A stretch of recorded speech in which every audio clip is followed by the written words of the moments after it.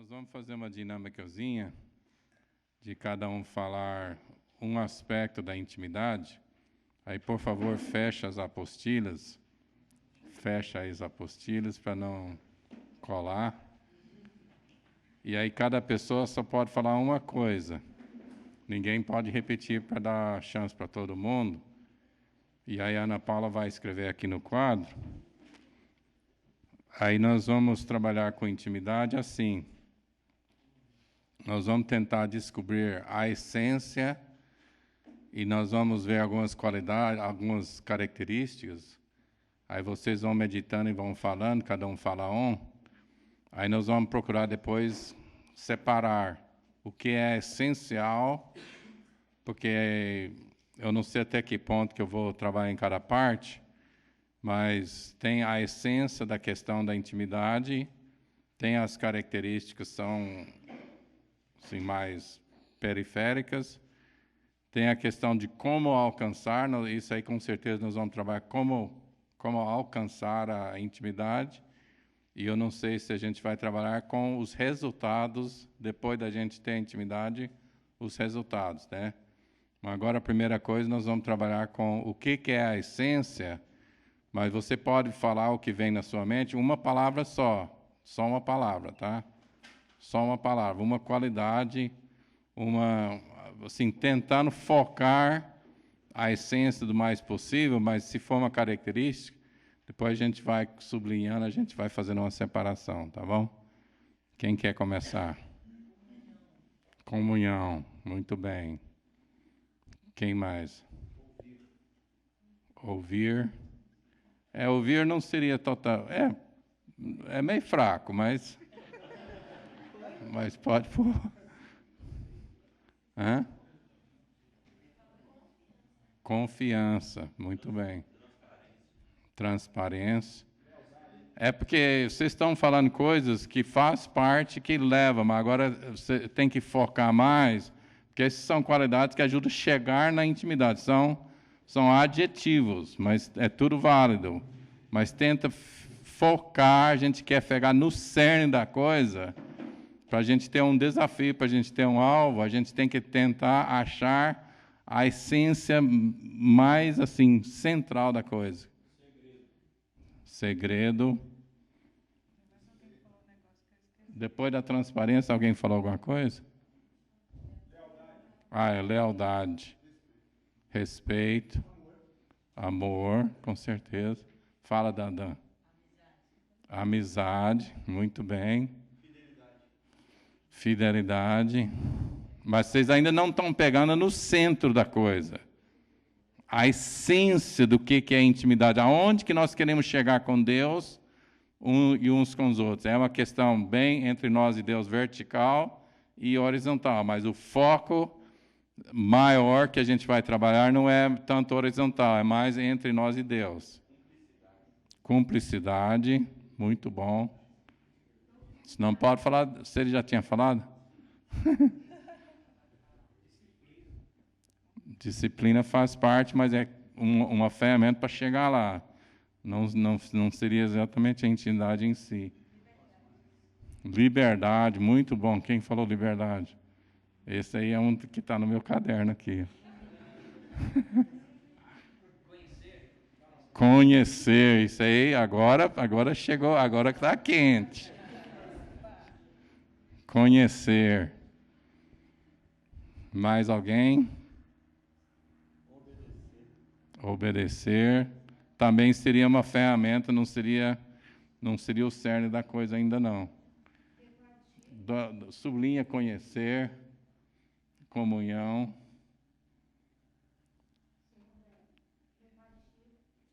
Repartir.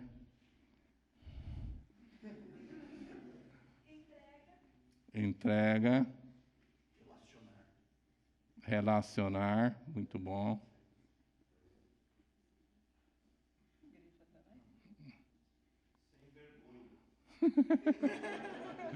Pode.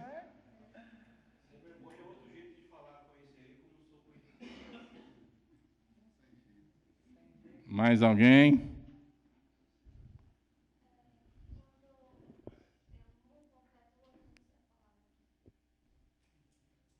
Como?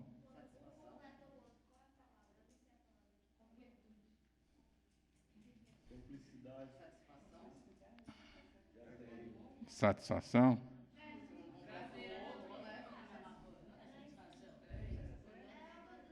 Talvez integridade, interesse, uma coisa que junto.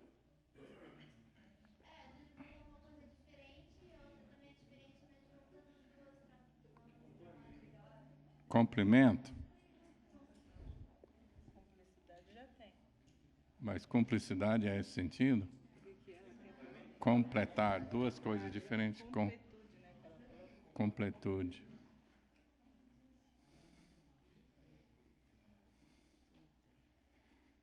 Agora, se a gente falar para um casal ter intimidade, o que a gente poderia... Aí dá para abrir mais algum horizonte para vocês? Agora, quem já falou uma vez pode falar de novo, tá? Ser ouvido, ouvir e ser ouvido. Sim, mas você pode estar apenas aconselhando alguém. Ouvir pode fazer parte, mas é um pouco meio... Ouvir e ser ouvido. Uhum. Ouvir faria parte da comunhão, né? Despir. Bom, pode colocar despir. Sensibilidade. Vocês ainda estão trabalhando com adjetivos, vocês ainda não pegaram o cerne da coisa. Aonde que a gente quer chegar com Deus?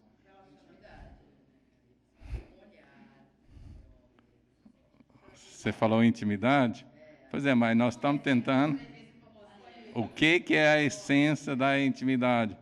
O que é uma definição? É a definição de intimidade. Vulnerabilidade é bom. Um de cada vez, hein? O que foi? Não, mas aí é meio... Eu estou falando de casamento, companheirismo.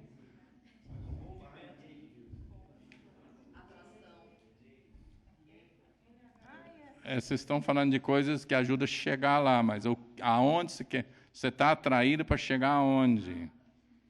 Aonde que nós queremos chegar? Profundidade faz parte. Isso é um bom sinônimo do que é intimidade, profundidade. Unidade, muito bem, agora chegou. Unidade. Sublinha a unidade. Antes da unidade falou o quê?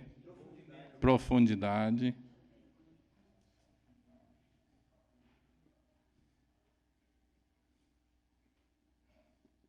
Ficou mais alguma coisa, gente? Envolvimento. Bom. Bom, agora vocês podem abrir as apostilas em página 51. Obrigado.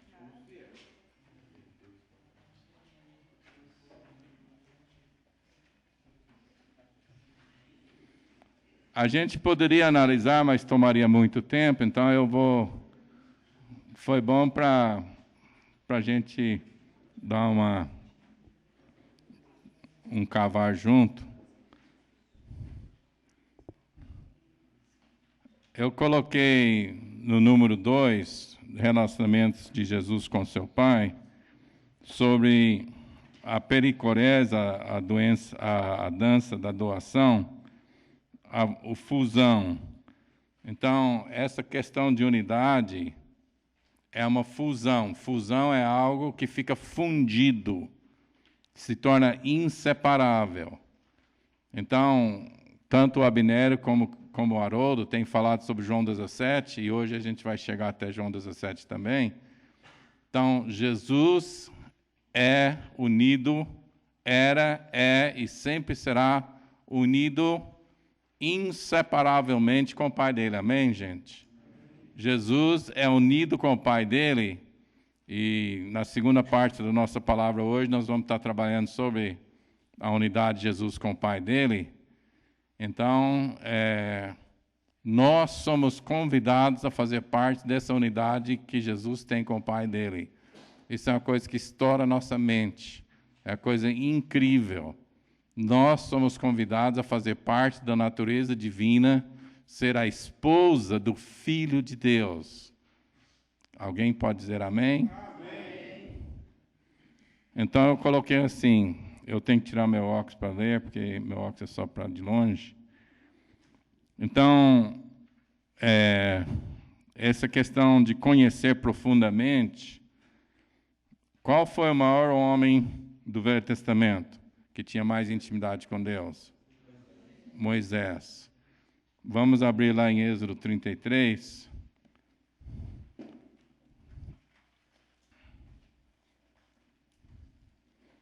E qual foi o maior homem fora de Jesus no Novo Testamento?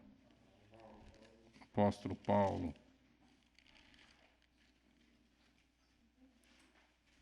Êxodo 33, verso 12.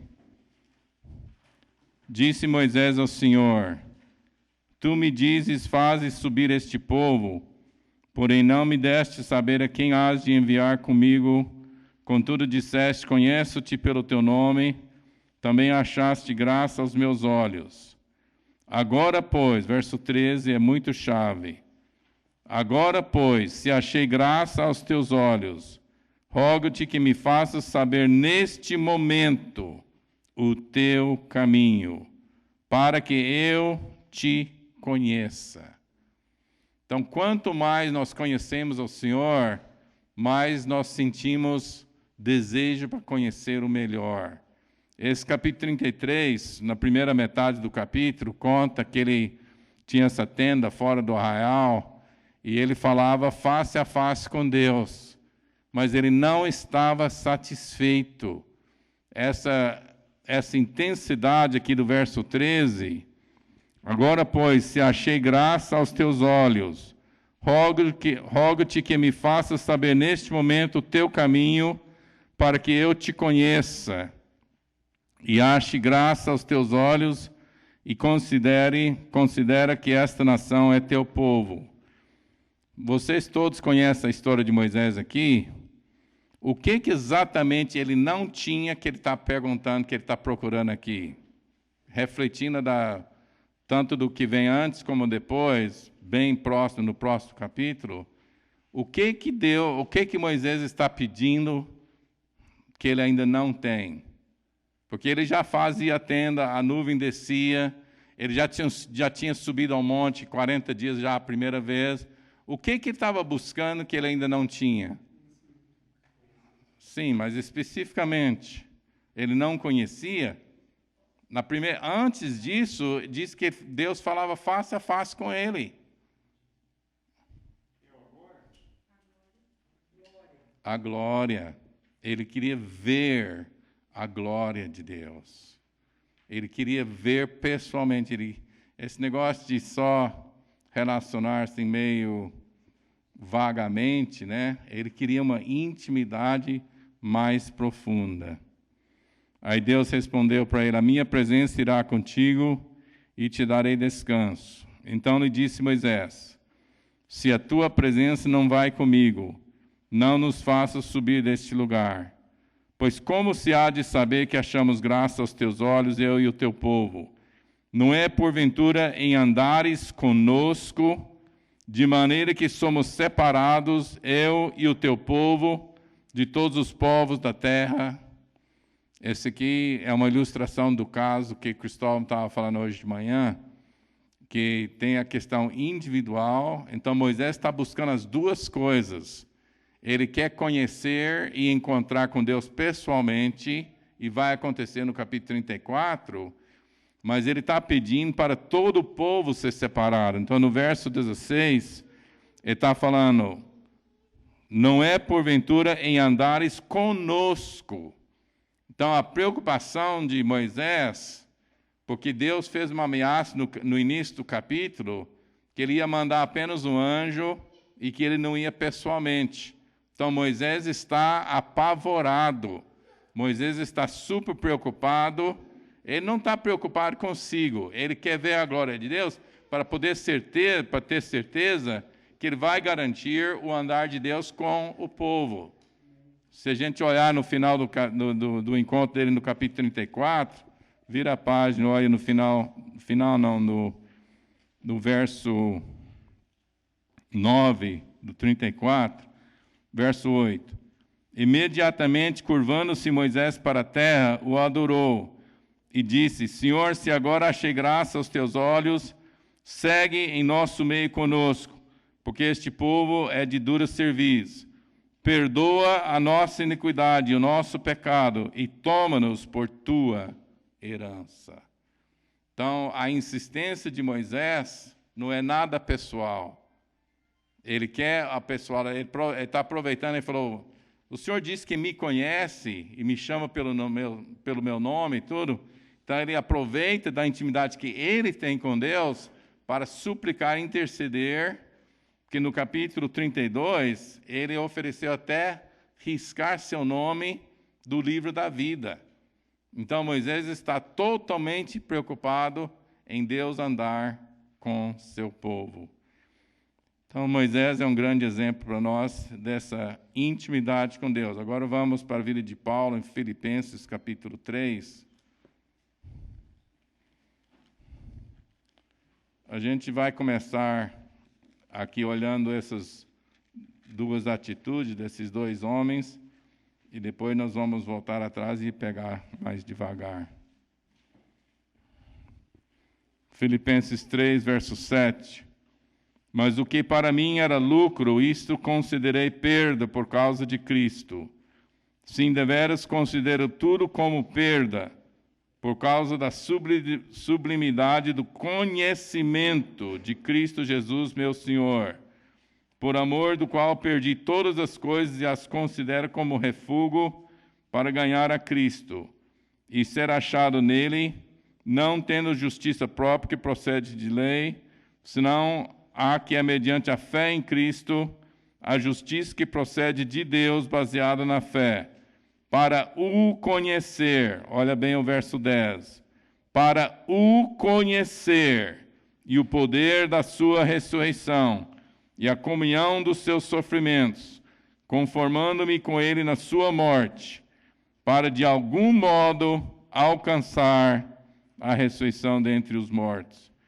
Então ele fala desde o em verso 7, ele fala de estar em Cristo.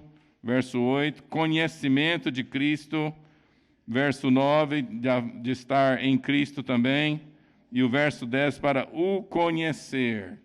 Então, a maior preocupação de Paulo, em que ele jogava tudo fora para conhecer a Cristo. E para, de algum modo, alcançar a ressurreição dentre os mortos. Então, conhecer profundamente é a melhor definição de intimidade. Fusão e unidade seria uma expressão muito apropriado. O amor, nós vamos trabalhar com o amor mais do que a si próprio, preferindo o outro mais do que a si. Agora, outra expressão que eu queria que vocês anotassem, que é uma forma de expressar unidade, é sintonia. Essa unidade é uma coisa muito delicada, então é uma sintonia, uma harmonia, uma afinação em que você toca na tecla do piano e a corda correspondente do violão vibra, né? Então, essa sintonia, eu quero que vocês façam uma listinha das áreas que eu vou falar aqui. Essa sintonia, essa harmonia, quando duas pessoas estão realmente unidas, não precisa nem falar, só um olhar. Só um olhar. Há maneira de comunicar sem falar. Então, essa intimidade que nós estamos buscando, às vezes algumas pessoas entre si têm. Eu estou com 42 anos de casado e essa semana mesmo, quem conhece a minha esposa sabe que ela é meio acanhadinha. Em algumas áreas ela é assim, meio tímida, meio acanhadinha. Ela é bem extrovertida para brincar, mas assim, em algumas áreas ela é mais tímida. E durante todos esses anos, às vezes eu não sabia, nos primeiros 20 anos, as pessoas falam da crise de 3 anos, a crise de 7 anos, mas a nossa crise foi com 20 anos. Nós tivemos uma crise muito severa e eu descobri que eu estava sufocando ela. Eu sempre fui muito amoroso, mas às vezes não tinha muito discernimento e muita sensibilidade àquilo que ela sentia, e eu era assim muito autoritário. Então ela estava muito sufocada. Então levou um tempo para poder realmente falar o que sentia. Então, por exemplo, nossos filhos, nós temos 5 filhos, eles nunca viram minha esposa me contradizer na frente deles. Eles nunca viram ela contradizer. Nunca viram uma briga entre nós dois. E, na verdade, nem em particular, ela quase não brigava. Ela era uma pessoa muito pacífica. Mas agora ela tem bem mais liberdade e ela que cuida das finanças em casa, né? O dinheiro vai tudo para a mão dela. Ela que tem conta no banco, ela que recebe, distribui, faz tudo. Aí essa semana, e de vez em quando acontece, mas essa semana eu estava sentado na varanda estudando a Bíblia e ela chegou perto de mim e falou: eu preciso falar um negócio com você. Falei: tudo bem. Ela falou: é porque eu quero mandar um dinheiro para um dos nossos filhos, porque mãe é mais carinhosa e o pai é mais fechado, né? Então ela estava com medo, então ela falou: eu quero a autorização para mandar um dinheiro a mais para um dos nossos filhos. Então, às vezes ela fica com medo, qual que vai ser a minha reação, e aí quando eu falo: não, tudo bem, aí ela fica toda aliviada, né? Então, a gente ainda não tem essa unidade perfeita. Vamos olhar um versículo aqui. A gente está em Filipenses, volta para o primeiro capítulo de Filipenses. Essa sintonia, Paulo fala aqui sobre os irmãos, verso 27, Filipenses 1, 27. Vivei acima de tudo por modo digno do Evangelho de Cristo, para que, ou indo ver-vos, ou estando ausente, ouço no tocante a vós outros, que estáis firmes em um só Espírito, como uma só alma, lutando juntos pela fé evangélica. Quanta desunião, quanta rivalidade, quanta desconfiança tem nas igrejas, principalmente nas lideranças. Quanta dificuldade nós temos para estarmos unidos.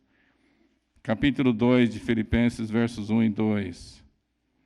Se há, pois, alguma exortação em Cristo, alguma consolação de amor, alguma comunhão do Espírito, se há entranhados afetos e misericórdias, completai a minha alegria, de modo que penseis a mesma coisa, tenhais o mesmo amor, sejais unidos de alma, tendo o mesmo sentimento.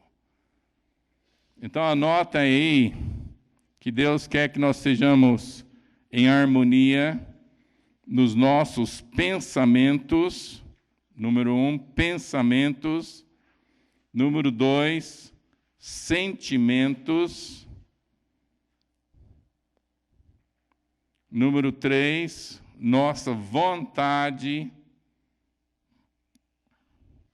Porque quando ele fala ter um só espírito, uma só alma, isso é claro porque a nossa alma tem 3 áreas: o intelecto, as emoções e a vontade. A nossa alma tem essas 3 áreas. Então, quando estamos unidos de alma, é o mesmo pensamento, os mesmos sentimentos, que tem a ver com emoções, e a mesma vontade. Nós vamos devagarinho, depois a gente vai completando a lista. Vamos olhar um versículo agora em Hebreus 10. Isso vai ser mais em relação de nós com Jesus, mas tudo tem o mesmo significado. Em Hebreus 10, vai falar sobre a vontade.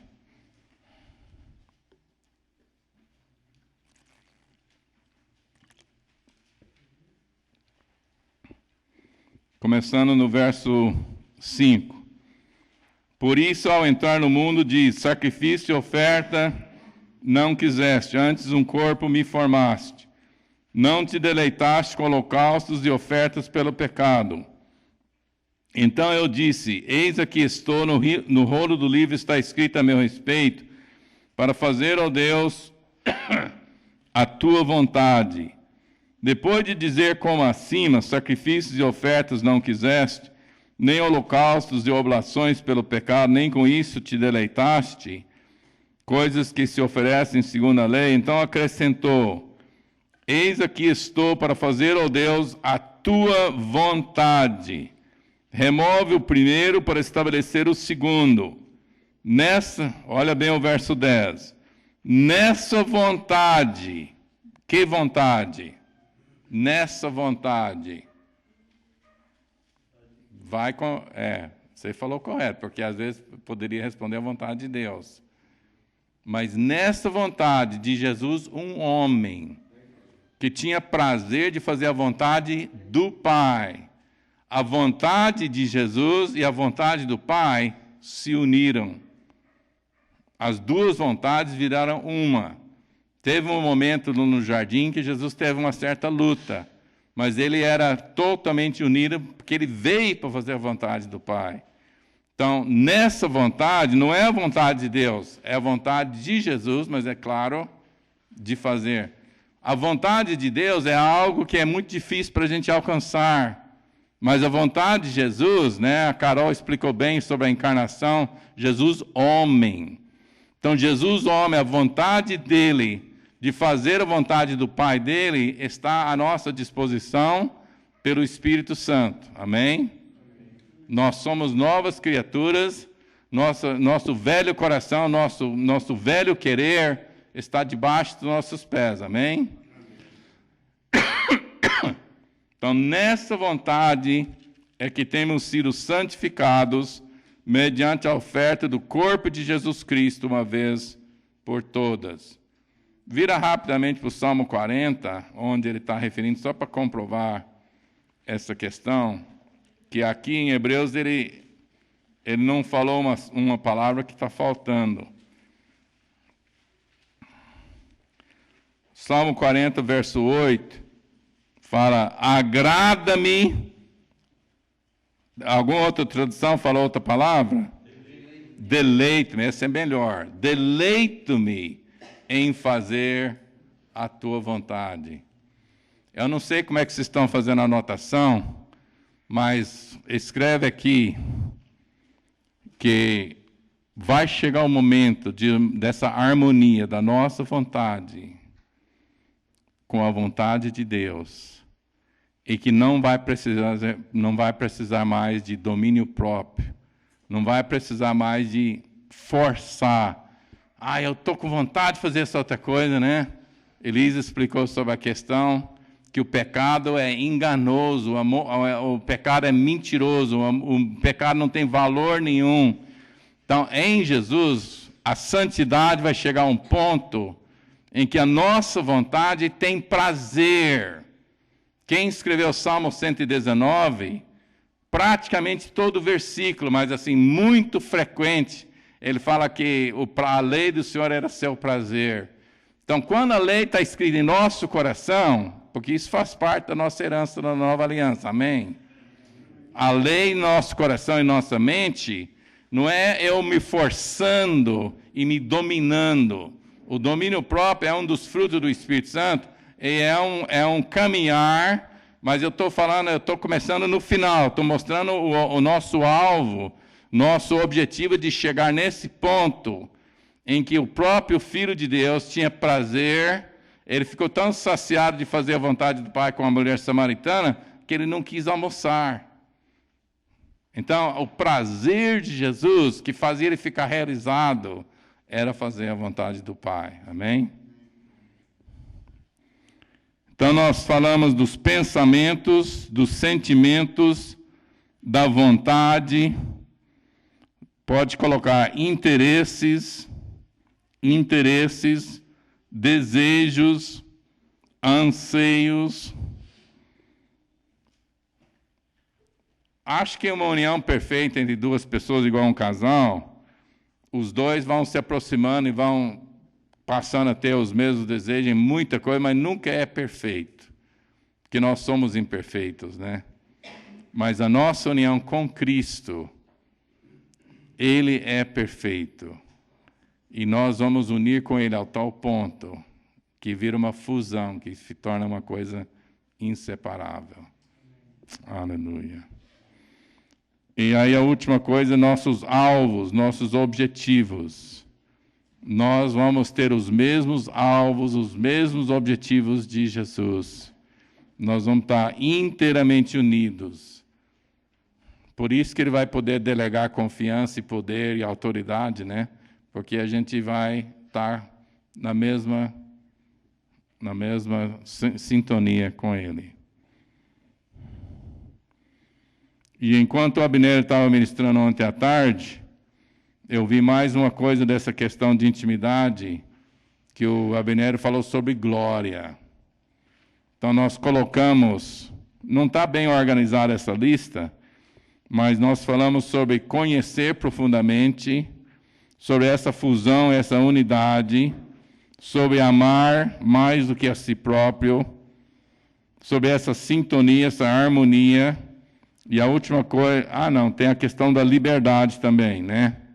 Vamos falar só um pouquinho sobre, desculpa de eu estar bagunçando um pouquinho. A glória que foi falado ontem à tarde, Jesus repartiu a glória que Ele tem com o Pai, Ele repartiu conosco. Vocês entenderam o que é essa glória que Jesus deu para os discípulos, lá em João 17? Quem está lembrado ontem à noite? Não sei se o Abner falou muito especificamente, mas independente se ele falou ou não falou, o que vocês entendem quando Jesus falou lá em João 17, que a glória que Ele tem com o Pai, Ele deu para os discípulos? Unidade, relacionamento, comunhão, né? Intimidade. Então, isso faz parte. Então, depois da glória, vamos pensar um pouquinho sobre liberdade. Quando a gente tem intimidade e a gente fica bem junto com alguém, amigo, casal, família, a gente fica livre, a gente fica à vontade. E outra coisa que vocês podem anotar é descanso. A intimidade traz liberdade e descanso. Então, esse descanso é o que eu falei, que a gente não precisa mais ficar aquela tensão. Eu quero outra coisa, mas eu vou obedecer. Aquela força de vontade, né? A gente vai chegar no ponto de descanso no Senhor.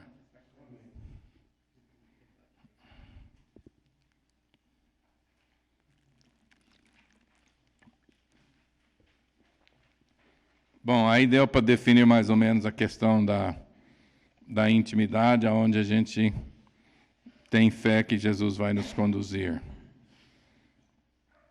Então, número 1 aqui, as 3 formas de Deus se relacionar conosco. O amor paternal. Todo mundo encontrou na página 51? 3 formas de Deus se relacionar conosco. Amor paternal, que é incondicional, sacrificial e inclusivo. A gente está falando amor paternal porque a Bíblia usa mais o termo de pai. Foi você, Carol, ou foi a Elisa que falou sobre Deus ser mãe? Foi você, né? Isso é tremendo. Então, o amor de mãe, o amor de pai deveria ser, mas nem todos os pais têm esse amor. Eu aprendi muito com a minha esposa, que nossos filhos já são tudo adultos, tudo casados, já tem todos eles têm filhos. E os nossos filhos passaram a fase de adolescência, com algumas rebeldias, com algumas dificuldades, com momentos de crise. Porque filho rapaz, as moças até que não deu trabalho não, mas os 3 filhos rapazes deu bastante trabalho. e o amor da minha esposa para com eles, um amor incondicional. Então, eu sempre respeitei esse amor e fiquei junto, mas assim, sempre mantendo o lado da justiça também. Então, o amor incondicional, paternal ou maternal, é um amor sacrificial, é um amor inclusivo. Então, um verdadeiro pastor, porque um verdadeiro pastor é um pai, ele procura ter todos. Então, se tiver 99 e estiver faltando um verdadeiro coração de pastor, ele não fica bem.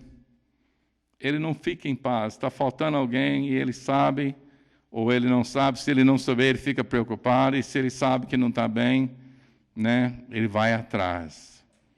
Então, o amor inclusivo vem de Deus. Agora, não para por aí. O amor inclusivo não exige, não cobra. O amor cobre multidão de pecados. Eu espero que vocês consigam ter, claro que vocês já têm um certo conceito de Deus, mas cada dia a gente aumentar um pouco o nosso conceito de Deus, de entender que tem um amor inclusivo, sublinha ou faz um grife aí nessa primeira parte, mas quando chega na terceira fase, ele fala sobre o amor apaixonado, amor violento, fogoso, entusiasmado, envolvente, exclusivo. Sublinha a palavra exclusivo. Eu quero que vocês façam um contraste. Na fase de amor pai, amor paternal, o amor é inclusivo. Mas há um amor exclusivo, porque essa palavra é muito bíblica. Em Êxodo 19, depois é repetido lá em 1 Pedro e em Tito, exclusividade, um povo da propriedade exclusiva de Deus. Deus exige, Deus ama, mas ele fala igual Salmo, acho que Salmo 81, ele diz, abre tua boca e te encherei e tal, eu quero te abençoar, mas não tenhais outros deuses diante de mim. Então Deus não tolera idolatria, que para ele é infidelidade, é adultério, é prostituição, né? Então Deus ama e ele tem esse desejo que todos estejam ali, mas também existe no progredir no relacionamento. Então a criança, a gente não cobra muita coisa da criança. A gente usa uma pequena disciplina, mas em vista, né, do que vai desenvolvendo. Eu lembro de um dos meus filhos, capaz que ele tinha uns 4 ou 5 anos, e aí ele tinha o irmãozinho menor e a menina, a Liz, era mais novinha. Aí ele deu um suspiro um dia e falou, eu queria ser como meus irmãozinhos, porque os pais não exigem nada deles. Então, com 4 ou 5 anos, ele já percebeu a exigência com ele, que era bem menos do que os outros, né? Então, existe o amor inclusivo e existe o amor exclusivo que exige, que é ciumento, que necessita de uma resposta. Não tem como um homem amar uma moça e ela não corresponder. Isso aí, o amor de homem e mulher, não existe sem correspondência. Esse amor de pai e mãe, que é amor incondicional, é um amor assim, que quer que todo mundo seja bem. Então, existe uma coisa no coração de Deus que deseja que todos cheguem ao arrependimento. Mas se não há uma resposta, um relacionamento, um casal não tem como andar junto. O amor de casal é diferente do que o amor de mãe e pai para filho. É bem diferente. Eu vou falar com vocês só rapidamente sobre a vida de Abraão, que Abraão foi o primeiro a receber a pregação do Evangelho. Gálatas 3 fala sobre isso, que o Evangelho foi pregado a Abraão. Abraão teve 10 encontros com Deus, e os primeiros 5 eu coloco como, assim, não é nada doutrinário, nada que tem que ser todo mundo concordado, mas da maneira que eu vejo a vida de Abraão, dos 10 encontros que ele teve com Deus, os primeiros 5 era a fase de criança. Porque enquanto eu estou lembrando, anota aí 1 João 2, de 12 a 14, essa área de 3 formas de Deus se relacionar conosco, que eu vou mostrar essas 3 áreas na vida de Abraão, mas anota aí 1 João 2, 12 a 14, em que ele fala dos filhinhos cujos pecados são perdoados. Ele fala dos jovens que são fortes e têm vencido o maligno. E a palavra permanece neles. Eu vou repetir para vocês conseguirem anotar. A primeira fase, lá em 1 João 2, de 12 a 14, a primeira fase é com os filhinhos que são perdoados seus pecados. A segunda fase é os jovens, em que eles são fortes, batalhadores, e têm vencido o maligno, e a palavra de Deus permanece neles. E os pais que conhecem o Pai Celestial. Os pais, eles têm a maturidade de conhecer o Pai. Então, voltando para a vida de Abraão, nos primeiros 5 encontros, que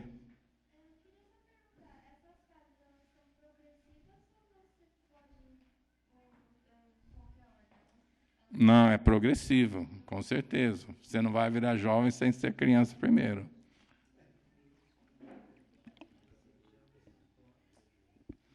Então, na vida de Abraão, os primeiros encontros, o que Deus exigiu?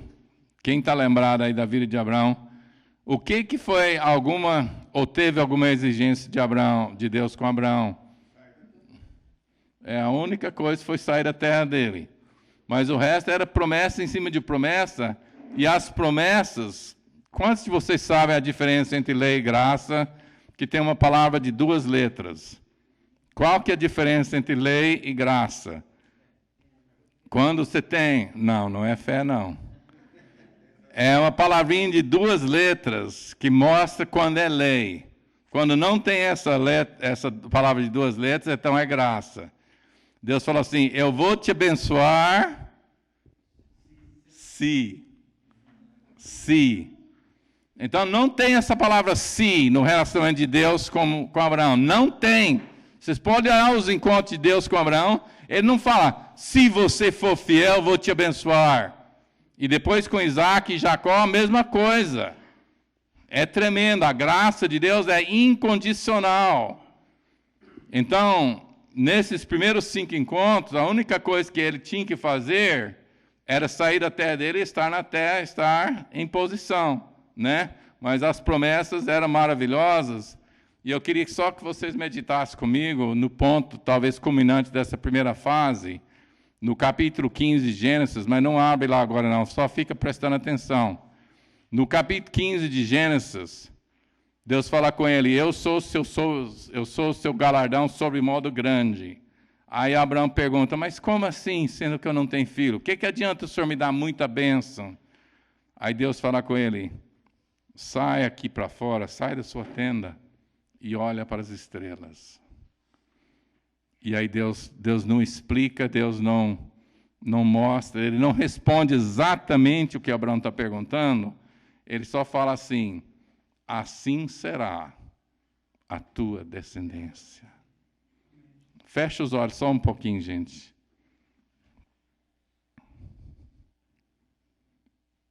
A promessa do Senhor é incondicional.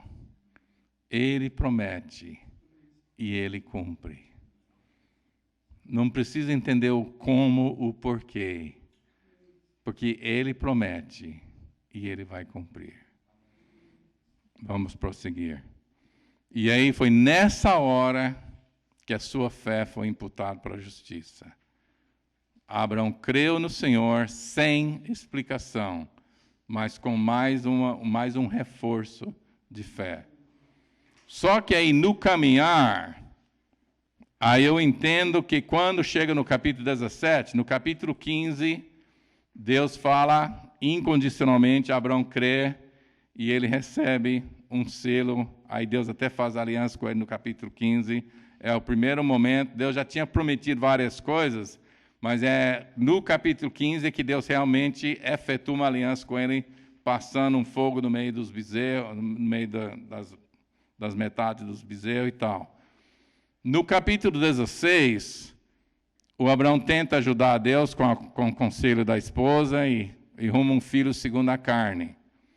No capítulo 17, eu entendo como uma fase jovem no relacionamento de Abraão com Deus. Deus fala com ele, anda na minha presença e sê perfeito. Então, no livro da Patrola, o Bob Mumford fala sobre os 4 P's. Se vocês quiserem anotar esses 4 P's, é interessante. Os 4 P's que Bob Mumford fala sobre o nosso andar com Deus é promessa, princípio, problema, provisão. Então, na fase de criança, é promessa. Na fase jovem, vem os princípios, a lei de Deus. Então, depois vem o problema em que a pessoa é provada, é testada. Abraão foi testado, né? É promessa, princípio, problema, provisão. Então, isso acontece em todas as nossas vidas. Não tem atalho, não tem como passar de um para o outro se não tem como pular uma etapa, né? Tem que passar por eles. Então, na fase jovem, Deus falou, anda na minha presença e ser perfeito. E no final do capítulo, Deus fala com ele, Sara, tua mulher, vai ter um filho. Abraão já estava há 14 anos descansado, ele estava relaxado. Ele não estava mais esperando na esposa legítima, porque ele tinha um filho. E Deus não tinha falado nada. Por 14 anos, Abraão ficou tranquilo.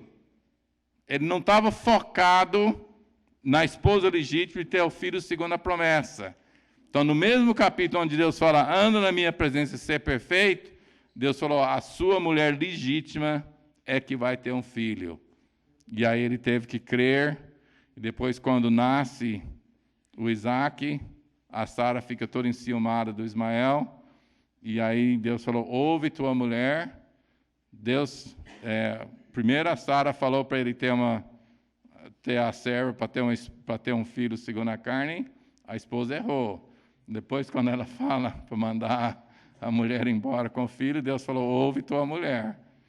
Então, aí Abraão teve que mandar o Ismael embora com a mãe, e depois Abraão teve que oferecer Isaac também. Então, a pessoa é testado, a fase de jovem é conhecer a natureza de Deus, é conhecer a lei de Deus, é ser testado para entrar na maturidade.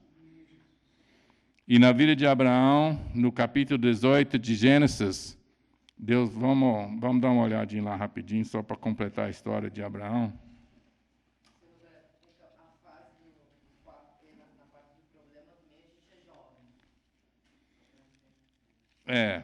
Na fase jovem tem o princípio e o problema, porque o problema é para testar se você entender o princípio.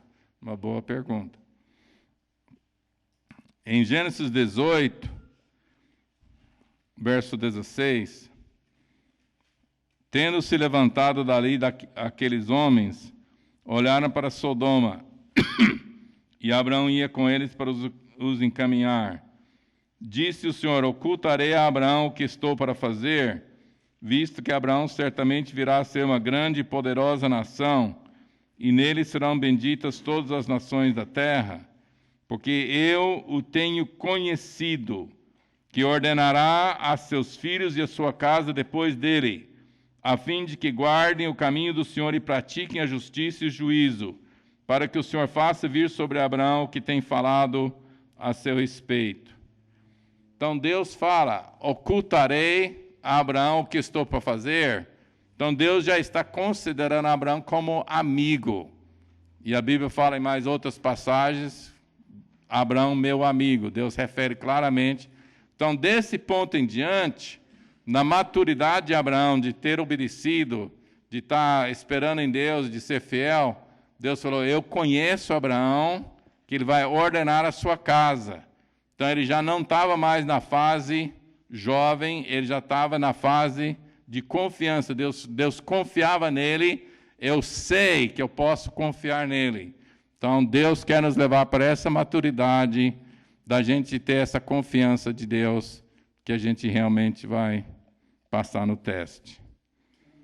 Então, vamos agora, nossa última meia hora, olhar sobre o relacionamento de Jesus com seu Pai. Depois a gente vai estar, durante a semana, a gente vai estar olhando essa questão de noivo e noivo no livro de Cânticos, tá? Inclusive, depois eu vou dar uma tarefinha para você estar lendo o livro de Cânticos. Então, número 2, o relacionamento de Jesus com seu Pai. Então, antes de nós falarmos sobre nosso relacionamento com Deus, nós vamos ver o relacionamento de Jesus com seu Pai.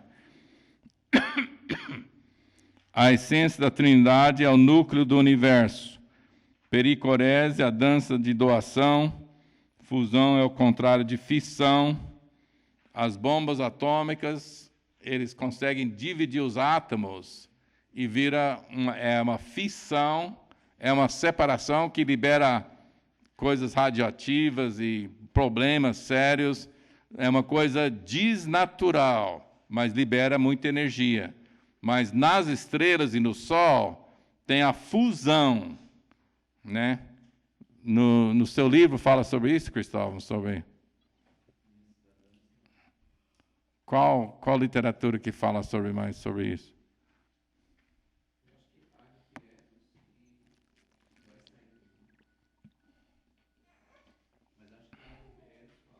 Uhum. É um assunto muito importante sobre o amor que une e não a energia liberta através de divisão, né? São duas forças contrárias na natureza. Então, o primeiro ponto que nós queremos olhar, nós vamos trabalhar praticamente só dentro do Evangelho de João, sobre o relacionamento de Jesus com o Pai dele. Os primeiros 2 pontos, se vocês quiserem colocar na margem, os primeiros 2 pontos, amor incondicional e a confiança, mais é a iniciativa do Pai, tá? Mais é iniciativa de Deus Pai. No Evangelho de João, anotem aí, as passagens já estão aí, mas anotem que Jesus fala do amor do Pai dele 7 vezes, que 7 é um número completo. Igual no Evangelho de João, Jesus fala, eu sou a videira verdadeira, eu sou o caminho. Ele fala 7 vezes. São coisas interessantes. Quando você encontra o número 7, é um ciclo bem completo. Então, essas passagens que eu estou colocando ali, são 4 passagens, fora João 17. E em João 17 ele fala 3 vezes. Eu coloquei ali no João 17, a última passagem, eu coloquei 24 e 26, mas no 23 tem também, acrescenta aí. Em João 17, ele fala no verso 23, no 24 e no 26, que o Pai o ama. Eu acho que eu não vou tomar o tempo para ler, mas nas primeiras 2 passagens, em João 3, 34 e 35, ele fala desse amor. Não, vamos ler sim. Vamos lá. Tem tanta passagem que tem hora que a gente não sabe qual que lê, qual que não lê. João 3, 33 e 34, né? Não, 34 e 35. Pois o enviado de Deus fala as palavras dele, porque Deus não dá o Espírito por medida. O Pai ama ao Filho e todas as coisas tem confiado às suas mãos. Então isso mostra um amor incondicional, que não há nenhuma ação do Filho. O Pai ama o Filho e todas as coisas tem confiado às suas mãos. Aí no capítulo 5 ele fala, mas daqui um pouco nós vamos ler essa passagem de João 5, mas vamos só terminar essa primeira parte. Vamos para João 10, verso 15 a 18. João 10, de 15 a 18.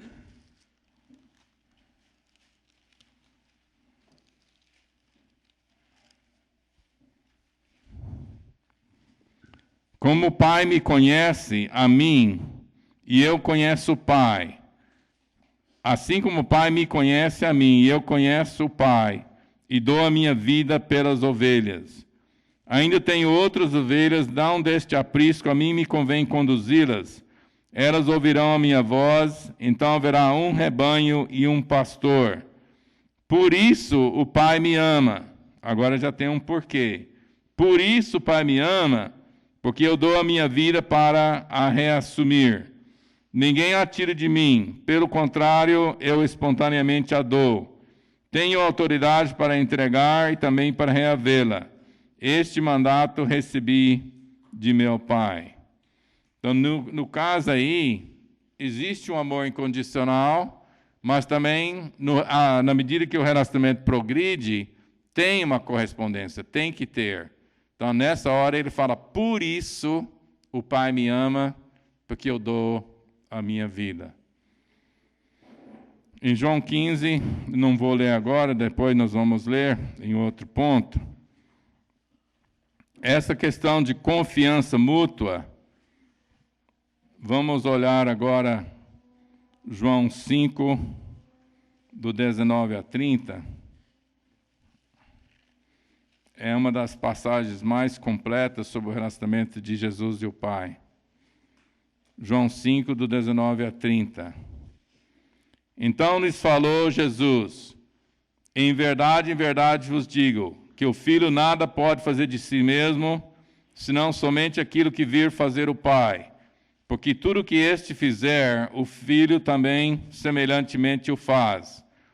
Porque o Pai ama o Filho e lhe mostra tudo o que faz. E maiores obras do que estas lhes mostrará, para que vos maravilheis. Porque assim como o Pai ressuscita e vivifica os mortos, assim também o Filho vivifica aqueles a quem quer. Olha o verso 22. E o Pai a ninguém julga, mas ao Filho confiou todo julgamento, a fim de que todos honrem o Filho, de um modo porque honram o Pai. Quem não honra o Filho, não honra o Pai que o enviou. E no verso 30, eu nada posso fazer de mim mesmo, na forma porque ouço julgo. O meu juízo é justo, porque não procuro a minha própria vontade, e sim a daquele que me enviou. Então, essa passagem mostra vários pontos do relacionamento. Nós temos a questão do amor incondicional, nós temos a questão da confiança mútua, em que o pai delega tudo para o filho.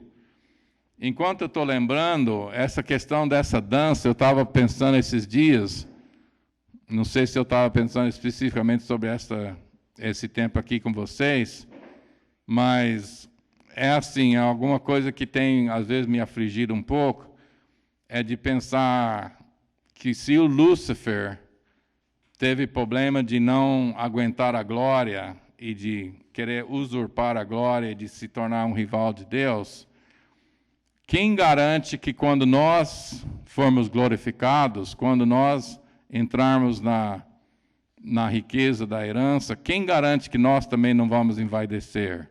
Algum de vocês já pensaram isso? Então, o exemplo de Jesus é uma coisa tão linda, que nessa dança, o pai entrega tudo para o filho. Ele coloca sem restrições.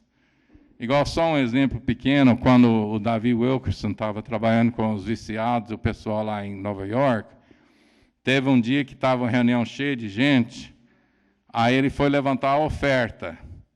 Aí ele colocou um dos gangsters lá, o Nicky, ele colocou 2 deles para levantar a oferta, para passar, porque ainda não tinha ninguém convertido e tal. Aí ele colocou 2 dos caras lá para levantar a oferta.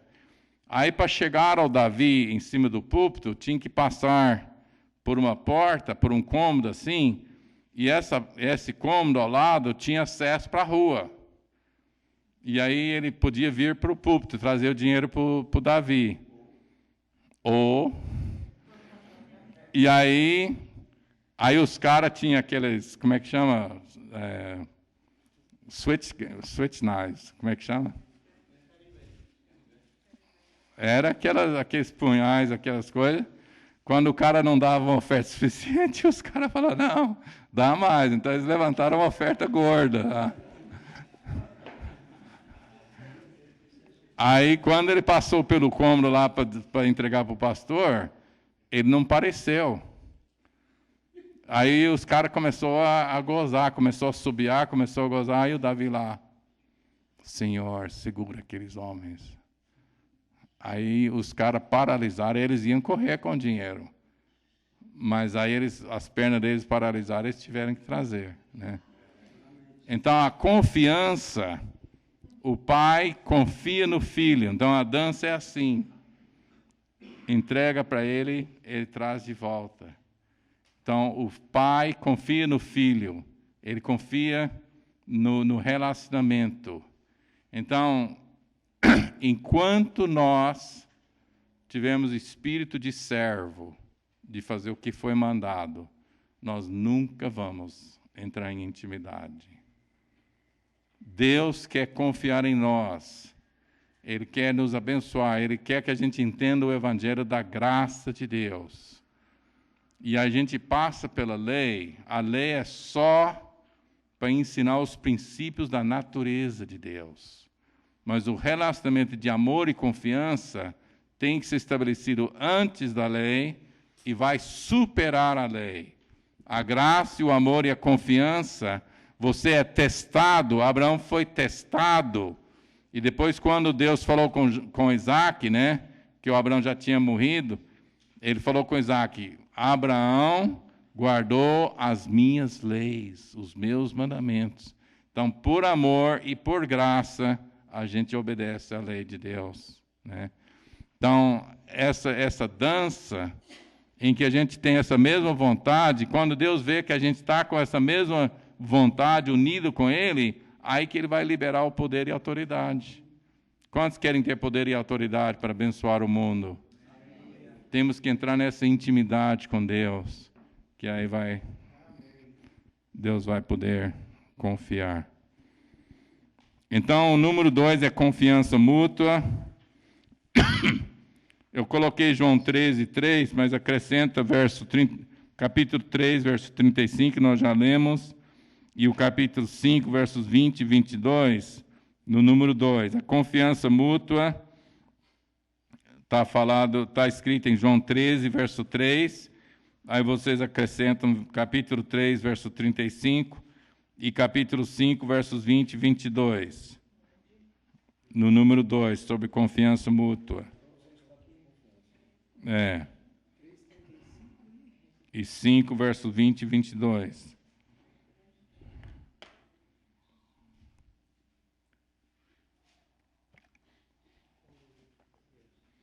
Aí, número 3, obediência total, dependência. Então, isso ficou bem claro nessa leitura aqui de João 5. E agora nós temos o Hebreus 5, versos 7 a 9. Vamos ler. Hebreus 5, de 7 a 9.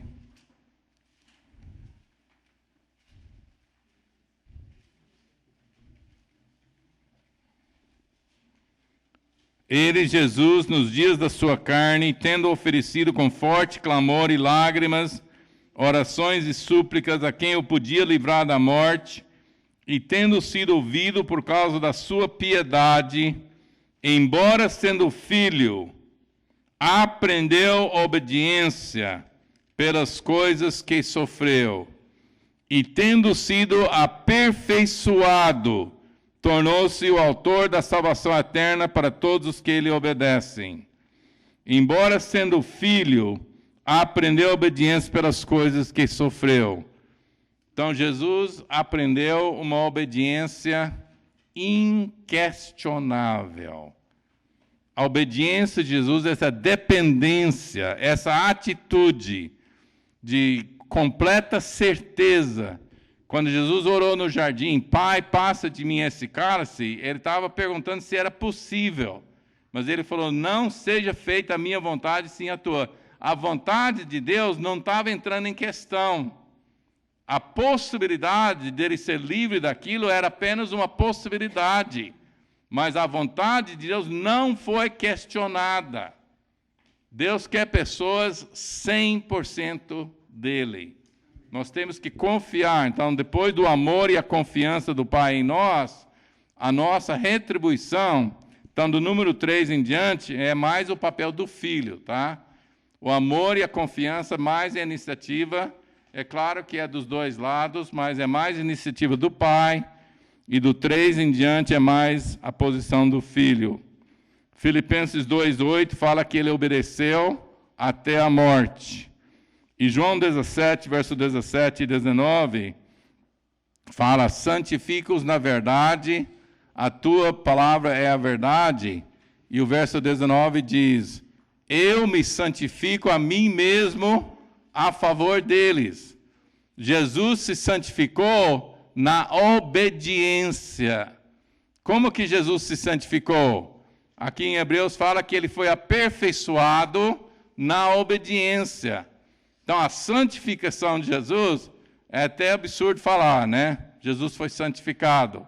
Mas Jesus falou lá em João 17, eu me santifico em quê? Em obediência. Então, a obediência é total.